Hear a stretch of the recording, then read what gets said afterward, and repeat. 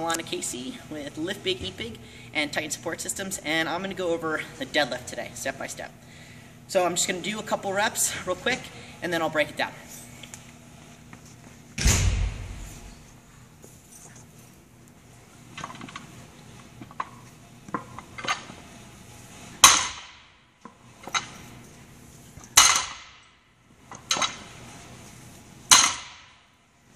Okay, so I forgot to do my belt there, but this is like a little weight anyway, so it doesn't matter.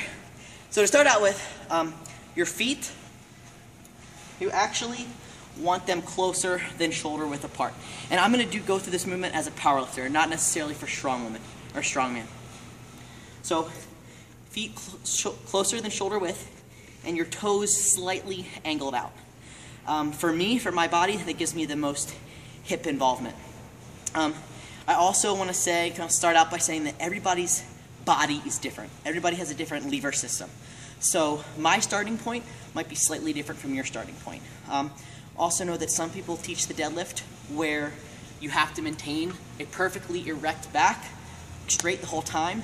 That might work really great for some people, but for other people, actually kind of round over the shoulder part. Especially for strongman, that's okay, because you'll end up actually being able to pull more weight. As long as the bottom of your back isn't rounding, it's acceptable. So in your setup, I actually prefer to have the bar a few inches out from my shins. I get more power on my initial pull. Your hands, you want them about shoulder width apart. If you move them out any wider, you're actually putting a lot more strain on your wrist. So you're working your grip more than anything else. So if you want to work your grip, go ahead and move them out. Otherwise, you're working on a max pull, shoulder width apart.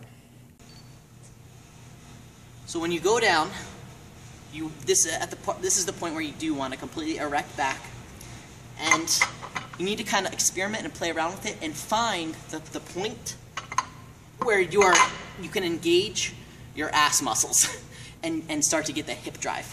So when you first pick up the bar, you want to tensen up all of your muscles. So your lats, flare your lats, they should be tight. You almost want to squeeze your armpits together, so your arms should be completely tense and tight. And then you want to pull all of the slack out of the bar. So when you start, get your ass back, chest up, and when you initiate the pull, you have basically 100% of your muscles tensed. So pull the slack out of the bar, and then you can initiate your hips. Now, once initiating the pull, you want to think not just of pulling the weight up, but you literally in your head, you want to think of driving your feet into the ground. And I'm stealing this learning point, but I'm going to go ahead and say it because it's awesome. I'm going to think about it as like sword in the stone. So say you were pulling like a sword out of the stone, you're going to use your legs to push against the ground. And it's the same way with the deadlift. So as you're pulling up, you're driving your feet into the ground. At the same time, you're pulling your upper body. So that's what I like to think as I'm pulling it up, is drive my feet as I'm flexing my lats and pulling upwards. And you're basically humping the bar up.